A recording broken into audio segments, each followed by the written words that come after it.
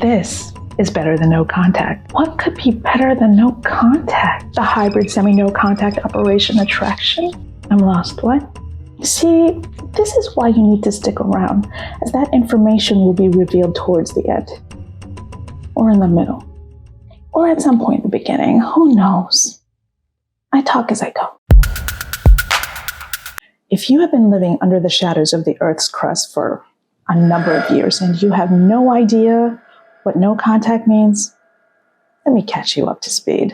The no contact rule, according to all the dating and relationship sages out there, refers to you cut all communication with ex or semi-ex in order to recover, heal, and have nice rest and relaxation in the hopes of enticing or winning ex-spec. Although some people think that the relationship is over after this period of no communication, but that's for some people. But for the other some people, they use the no contact as a strategy to win back a love that was lost. So why do people do no contact? Researchers Helen Fisher and her colleagues claim that when they employed MRI scans, they discovered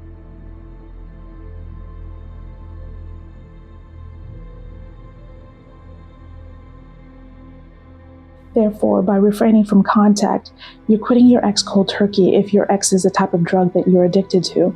The cold turkey method is frequently required to overcome addiction. This means no text messages, no phone calls, no seeing them in person, no liking, no commenting or stalking their social media, no contacting their friends or family, no mentioning about them on your social media, no communication, period. No contact is really for your well-being and sanity.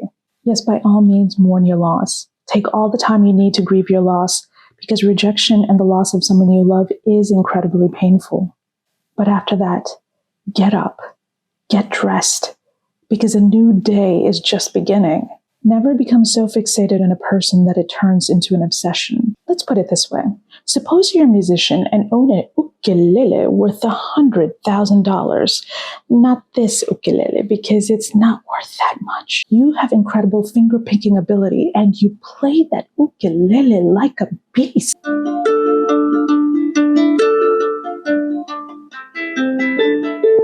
You've got raving fans because they know that a master exists right before their very eyes. And then one day, horror of horrors, you lost the ukulele somewhere between Waikiki and Bora Bora. Your fans are horrified. And then they begin to mock you by saying, since you no longer have the ukulele, then you're no longer a musician. You used to be worth $100,000, but now you're worth $0.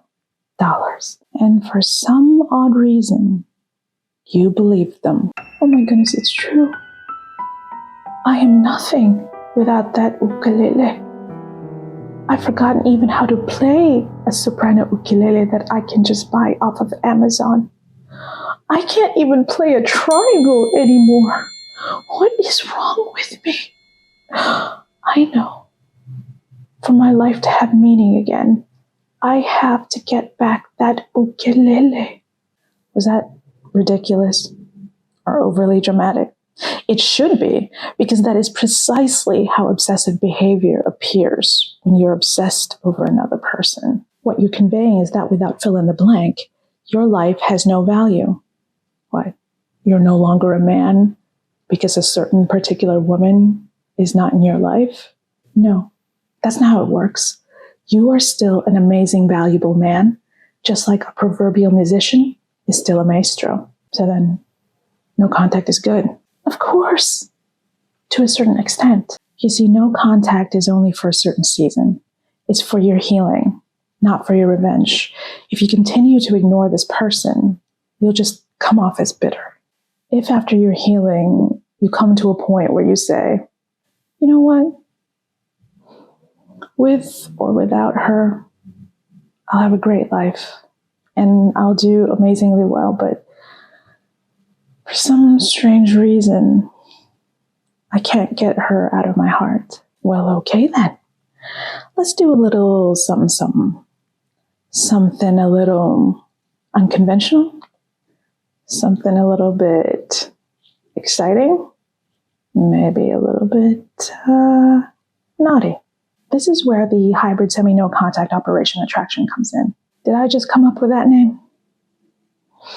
Yeah, I believe so, because it just suddenly occurred to me that all those words strung together make absolutely no sense. But it's the essence that counts. So let's go with that.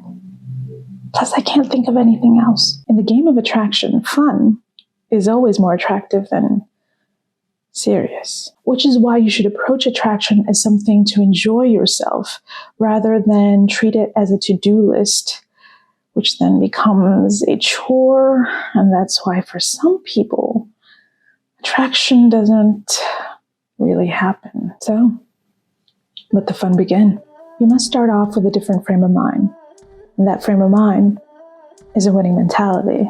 Successful people in all walks of life employ this approach, including athletes and business moguls. You don't enter a situation with the expectation of failing.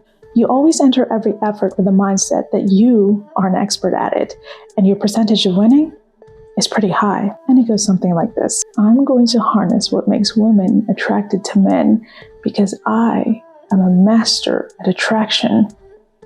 This is going to be fun. And what a coincidence. I just happen to be extraordinarily irresistible. This is one of the keys to changing a habit or a mindset. Right now, most people out there, both men and women, have a habit of thinking that it is incredibly difficult to attract the people they want, even more difficult than climbing Mount Everest. With that kind of mentality, your brain doesn't get rewarded. And if there's no reward, then people won't even try. You see, what you think is exactly what you get. So if you think negative, surprise, surprise, you get negative. What your brain wants is a nice, juicy reward. That reward is a feel-good chemical known as dopamine, and it sends signals between the brain's neurons. When you do an action that you find rewarding, you experience something called euphoria, which is a feeling or state of intense excitement or happiness, which not only alters the connections between brain neurons, but also the functioning of several brain systems. This is why people who are successful continue to be successful, because they've figured out a way to be rewarded for their efforts, which gives their brain a lovely rush of dopamine, and then they rinse and repeat. But if you don't get anything for your actions, your brain will revert back to its original ways of doing things as a means of protecting itself. But that kind of protection is just a prison that leads you to nowhere. So, the age-old question is, how do you get that rush of dopamine when it comes to attraction? By practicing atomic habits, as coined by James Clear, a leading expert at habit formation. Atomic habits are the little, gradual daily routines that over time add up to significant beneficial transformation. In the case of attraction, you need to create a routine of visualizing women who find you incredibly attractive. There's a key step though. You must see yourself having a great time and the women enjoying your company and being charmed by you as you're visualizing this. If you do this often enough, your brain cannot tell the difference between reality and imagination that you gradually turn into the person that you've been visualizing. Amazing research has been done on the effects and physical changes of habitual visualization. But I'll save that for another video because this video is getting quite long, and that means a lot of editing for me. The smallest hint of success from the individuals that you interact with when you apply the charm and seduction that you've practiced in your mind and into the physical world becomes a feeling of euphoria that you want more and more of it, which then makes you want to get better and better at it. Now that is a hit of dopamine. All the information provided was not for naught. It was necessary in order to perform the hybrid semi-no contact operation attraction. That's seriously incredibly long. Hybrid, much shorter. It's best for those who have an opportunity to see their ex at a natural setting and regularly or often. So if you're, for example, if you both went to the same school or university, or you both work in the same place, or you live together, or you have kids and you have to exchange schedules, or whatever opportunity you have that is organic and you see each other often. Some people find it torturous when you have to see your ex regularly, but actually, that is a great opportunity to re-attract your ex. Okay, disclaimer. I do not advise stalking or accidental stalking as a means of seeing your ex regularly because that is not a good idea. We'll have to discuss that at a later date because your situation calls for a different strategy. Right now, we're going to have to concentrate on a segment of the population who are able to see their exes on a regular basis naturally and organically. Number 1. I don't really want to number this, but it's a number, and it's 1. Do not ignore your ex. When they contact you, don't ignore them because that's petty. And you look like you ate a plate full of bitterness. Bitter much? And don't answer angrily like, what? What do you want? Why are you contacting me? You think that by responding that way, you're over them. But actually, it shows how much you're actually not over them, which then gives them the advantage. Keep in mind that hate is not the opposite of love. Indifference is. If you show some sort of animosity or resentment toward your ex, you're wearing your heart on your sleeve, and it has a big tattoo on it. For some reason, it's not on the skin, but it has a big tattoo on it, and it says, I'm not over you. It doesn't matter if you said, oh, I'm totally over her. Well, your actions don't match your words, mister. In order for your actions to match your words, you have to be the person who has a great time with or without her, and without any ill feelings at all. Numéro 2. Number 2. Communicate as if you were friends who just met. Bonjour, ça va? Ça va bien, merci, et toi? When people initially become friends, there's no hostility because there's no history between the both of you yet. This type of communication improves the situation because it's less awkward and it takes off the pressure. The thing is, she's already anticipating that you're going to be angry, hostile, or cold toward her. However, you are going to be the one to shock her by acting unexpectedly different from everyone else. As in greeting her with a sincere smile and enjoying your talk with her. Because you just happen to be the guy who's relishing the interaction. Because a certain man, that's you, happens to have a little secret that she's not privy to. You know the secret to attraction. And what is that secret? By educating yourself and observe how humans behave and interact. But not just from me, because there are plenty out there to learn from. But I do give a whole lot of secrets on these videos. Eventually, you'll be such an expert at women's behavior that attraction comes easily. Number 3. Good old number 3. Keep communication short. You are a busy man with a lot of fun things to do. Therefore, you do not have time to linger in talking to her.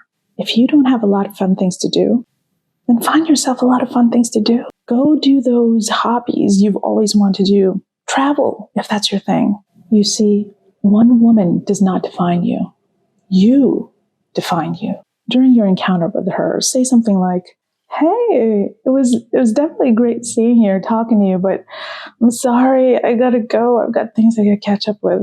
If she asks and probes for more, be mysterious and say, let's save that for another time, and then give her a wink, and then walk away. This demonstrates your playfulness, your boyish charm, and your lack of animosity toward her. This makes you incredibly intriguing. Thoughts begin racing. Who is this man who's so different from the person I once knew? Why is he not mad at me? What has he been up to? Does he still have feelings for me? Is he happier without me? Oh no. He's found someone else, hasn't he? These are just some of the thoughts that will run through her head. And she'll start getting curiouser and curiouser. Curiouser is not grammatically correct, but Lewis Carroll made it much better by using curiouser over more curious. Number 4, Dress even better than you did before. There's nothing that invokes attraction in women quite like a well-dressed man. It's true. You should listen to our locker room talk or our restroom talk or our bathroom talk or whatever room talk. If you're sloppy and you know it, get some pants.